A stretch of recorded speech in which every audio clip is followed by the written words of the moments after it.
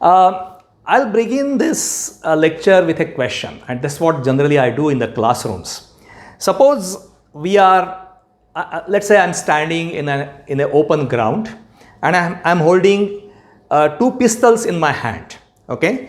And in open ground, I fire the pistols. So when I fire the pistols, it so happens that the pistol in my right hand, doesn't fire, okay?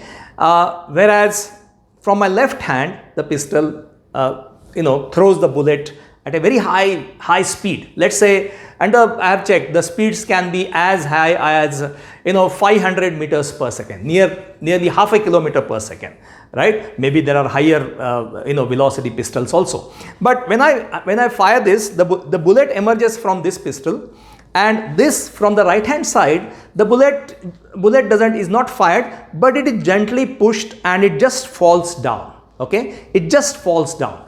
And remember, the height from where the bullets are fired, height from the ground, this is same height for both the bullets or both the pistols, and the bullet, this is going ahead with high velocity, this is just falling down. And my question is, which bullet emerging from my right hand side or left hand side, which bullet would reach the ground early, okay? Which bullet would reach the ground early? And now I want you to really pause this video and have your answer in your mind, okay? And okay, welcome back. I hope you have thought over this. And most of the time, barring some few exceptions, students say that the bullet which is not fired, which just falls down, reaches the ground early. And their logic is, this bullet has to travel a long distance. It's going in the same time, it's going a long distance. So when it reaches the ground, obviously it would reach later. Now that's a mistake. Actually, both these bullets reach the ground simultaneously, okay? This bullet would reach the ground maybe half a kilometer, right? But when it reaches the ground, half a kilometer from here, it is reaching the ground, but it would reach at the same time as this bullet, right? Now this particular counterintuitive understanding or counterintuitive experience, we can say, is the heart of the problems or the concept of projectile, okay? So I would like to take you straight to the heart of the projectile. Now let me ask you a question. Now what is a projectile? Okay, so I'm holding a ball. If I throw a ball up, right, the ball is moving up. So the moment it leaves my hand, is it a projectile? Can we say this ball is a projectile? Or when the ball is falling down, then you can see it as a projectile. Or if I leave the ball down, is that a projectile? Or if I throw the ball like this and you see a parabola kind of thing. So if I throw the ball at some angle, so it's a parabolic shape. That is the example of projectile.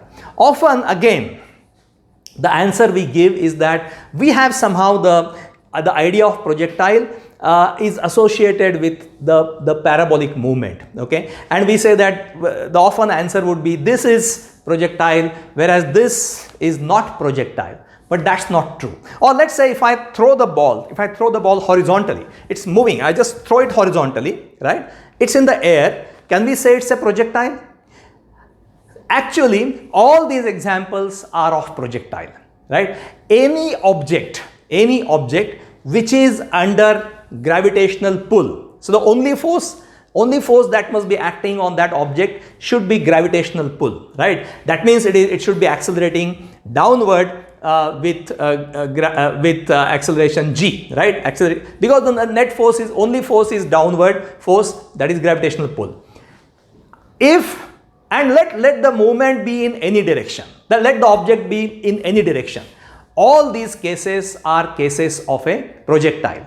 But you need to only remember this. Here we are not considering bird as an object or an aeroplane or helicopter as an object, because they can generate power. Here we are talking about the inanimate objects which are incapable of generating power. So barring an aeroplane, barring a bird, right, any other object which is moving in any direction, whatever is the direction, right, it could be moving in straight line. As long as the movement is under gravitational pull and that's the only force acting on it, then this object is a projectile. Okay, so you don't have to really always associate parabolic motion, that is one of its, right, but even this is a projectile, right. Parabolic motion is of course one of the types of motion you will see, but this is a broad definition is what I just gave. Okay, having done that, now I want you to go to straight to this principle, right, of central core principle of a projectile, and that's what I want to do. Now here is what let's return to first example of two bullets being fired. Now why both the bullets reach the ground simultaneously? Actually, the answer is pretty simple. When the moment the bullet leave the gun, here in this case pistol, when they leave the pistol, both the bullets, right, are experiencing only one force, and that is that of gravity. Okay, and both the bullets are naturally Newton's second law. If the net force is downward, acceleration is downward, F is equal to ma, F is net force, that is gravitational pull. So both the bullets are accelerated downwards, right. There is no other force acting on the bullet. This bullet from my left hand, it emerged at a high velocity, so it had a horizontal velocity, right. But as far as its vertical velocity is concerned, both the bullets have zero initial vertical velocity, right, and both of them are pulled by gravitational force. As a result, both of them should reach, because initial velocity is zero, vertical velocity, please note, initial vertical velocity of both the bullets is zero, and the only force acting on them is downward of same magnitude, that is gravitational force. So they will accelerate downward with g, so they will reach the ground simultaneously. It doesn't matter how much horizontal distance this has been, the left hand side bullet is traveling. Let me explain this further. So let's say here is a ball, right, here is a ball, and I am throwing this ball. This is some edge of let's say something like table, let's say, and from here I am throwing this ball with certain velocity. Let's say that I am throwing this ball with a velocity of 5, let's say make it higher, 20 meters per second. Let's say this is 20 meters per second. Okay. Now this is thrown horizontally. Let's say that when it is thrown horizontally, you will find the kind of movement that would be the path that would be followed. You can imagine the path would be something like this, right? And this is the ground level. So this is how the ball is going to travel, and it's going to, and so we are saying that it will take some time t to reach the ground. Okay, time t to reach the ground. Now think about it. Instead of, along with this ball, if I drop another ball, let's say from the same place, from the same height, another ball, okay, just one behind the other, so I can't show it here. So second ball, it just dropped. It's not thrown, but it just dropped. So its horizontal velocity is zero. It just dropped, so it is going to drop down, okay, and that is also going to reach the ground. Now think about it. Why we have seen that both the balls reach the ground. This ball will reach the ground here, this ball will reach the ground here, but both the balls will reach, these are identical balls, okay. So I am saying both are subjected to same mass, so same gravitational force. So both these balls are going to reach the ground simultaneously, okay, simultaneously. So you can see here, if I consider, see this is 20 meters per second, it's moving horizontally with 20 meters per second. So I am considering this ball with just dropping, so its initial velocity, horizontal velocity is of course zero because I am just dropping, and the vertical velocity is also zero. okay, and it's being dropped. So let's say this is the height h, this is the height h, okay, this is the height h.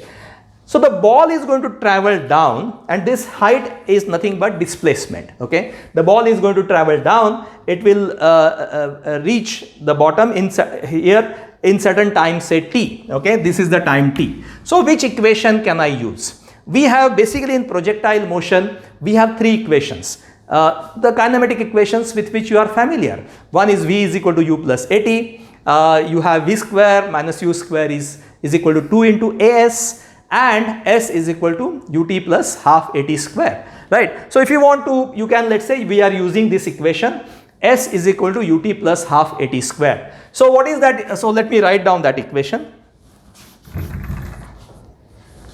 S is essentially h, okay, here it is h. S is equal to ut plus half at square, okay. S is ut plus half at square. Now u is initial velocity, and we are talking about vertical velocity. Please note, initial vertical velocity of this ball is 0, okay, it just dropped. So u is 0, so this goes out, right? And let's say a is acceleration, okay, acceleration, and let's say that acceleration is obviously g, okay, because that's g is gravitational acceleration. And let's say for simplicity, I'm going to make it simple, I'll say g is 10 meters per second square. So I'm assuming g equal to 10 meters per second square, okay. So if g is 10 meters, otherwise in the exam, whatever if g value is given, you can say 9.8, you will take it 9.8, 9.81, whatever. For simplicity, I am taking g as 10 meters per second, 10 meters per second square. So it means s is, this if I put 10 here, it will be 10 by 2, it is 5t square. S is 5t square, okay. So this is the, s is nothing but height, s is nothing but height. So it's a downward, it's basically displacement, downward displacement. I am considering downward as positive. You can choose anything. If I take, please note, if I take downward as negative, the g also will be negative. So it doesn't matter, both the sides will be negative, okay. So s is 5t square. Now consider s, so s is nothing but h, okay, s and h are same. Now see, suppose you are given h as say 45 meters, okay, h is 45 meters. Then you can immediately say, you can equate this, so you can say 45 is equal to 5t square. 45 is equal to 5t square, and it means t square is equal to 9 and t is equal to 3 seconds. T is 3 seconds. Now what is the interesting thing is about this is, this was the ball which was just dropped. Another ball which was thrown at 20 meters per second, even that also will take time equal to 3 seconds to reach the ground. The vertical, this ball took time 3 seconds to reach this height of 45 meters to reach the ground. But the other ball which is thrown at the same, from the same height, similar ball, same mass, from the same height, but it is given a horizontal velocity of 20 meters per second, that will also reach the ground in the same time. And that's what is the important point. So what we are saying here is the horizontal velocity is not going to affect the vertical, horizontal motion is not going to affect the vertical motion, okay. So if I can say instead of 200 meters per second, I can say 20 meters per second. If I am throwing the ball at 200 meters per second, even then the time required for this ball, it would go far away somewhere here, right? But the time required for this ball to reach the ground will also be 3 seconds. Okay. So take any horizontal velocity, as long as so the point is, if your problem is given with some horizontal velocity, and if you want to find out time, you can just simply say that, and if you are given height, you can say height is equal to 5 into t square. Remember, 5 is g by 2, okay. G here we have taken 10, so it is s is equal to 5t square. That's very simple. So you can find out, if you are given height, you can find out time. If you are given time, you can find out height. Simple. So you don't have to bother about what is the velocity with which it is thrown horizontally. You can treat this as a problem of a ball with initial vertical velocity at 0. use this equation, right? So the first principle which I have introduced now, what I have introduced now is that the horizontal velocity or horizontal motion has no bearing, no effect on vertical motion, right? On vertical motion. That is principle number 1. You need to remember this, and it gives a clue.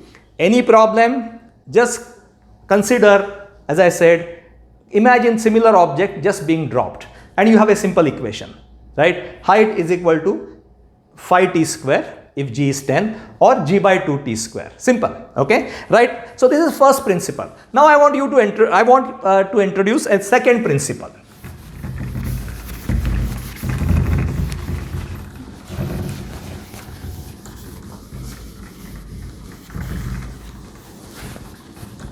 Okay, now see, let me draw let's say this is a plate or a table, one can say, or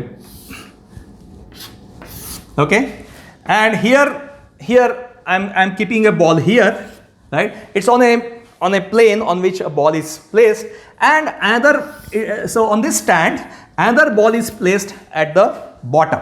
Okay, let me see, I hope you can see this. This is the ground, and let's say the another ball is placed at the ground, okay, at the ground. So if I'm giving this ball a velocity, let's say 5 meters per second, I'm pushing this ball also, giving the velocity of 5 meters per second. These are identical balls, right? And they are being given this initial velocity of 5 meters per second simultaneously. So what will happen?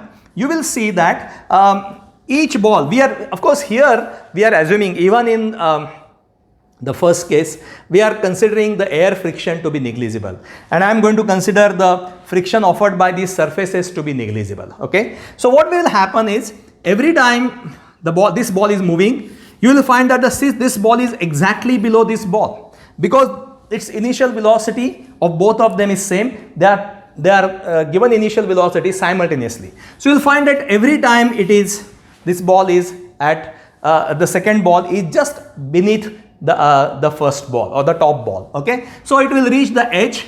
Again, this will be here, and after that, because it's being pushed, I need to show it properly, but anyway, so because it is pushed, it is going to travel, it will fall like this, right? You would agree with me. If it is thrown from this plate, if it is thrown, when it reaches the air, it's moving certain velocity, it would have a shape like this, parabolic shape.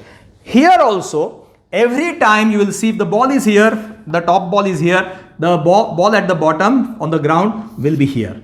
Then it's here, it's here. So both of them will reach this point simultaneously. Okay, simultaneously. Please note. So what we see here is, this ball is coming down, is traveling down, but its horizontal velocity is same. Okay, horizontal velocity is undiminished. So what we see here is, that ball is continuously, see, it was here, then it's coming here, so it has dropped, now it has come down, but its horizontal velocity is constant, and as a result, it is always just above the ball which is rolling on the ground. Okay, so this is your second principle. The second principle is that the vertical movement of this ball, that means because it is coming down, does not affect its horizontal movement. Its horizontal velocity remains constant. It is coming down, so it's coming down, but the distance it travels horizontally will be exactly same as that of this ball. So the velocity, horizontal velocity, is unaffected. You can think about it, right? A ball is thrown horizontally, it is given certain initial velocity, it is coming down with gravitational acceleration downward, so it's coming down. Okay, it's accelerating downward, but its the velocity, horizontal velocity with which it is thrown, that is not changing, because we are neglecting air friction. So it's continuously moving with constant velocity horizontally, and it is coming down. So vertical movement does not affect the horizontal movement of the ball. The first principle, I said, horizontal movement, right? Throw the ball with any velocity. will not affect the vertical movement. So the balls, all the balls which are thrown at different horizontal velocities from the same height, identical balls, will all reach the ground in the same time. Okay, so that was the first principle. This is the second principle, that the one ball, the ball is coming down, but it still continues to move with a constant horizontal velocity, right? So these were the principles which with which I wanted to introduce this motion. This is projectile motion, and so we'll stop here.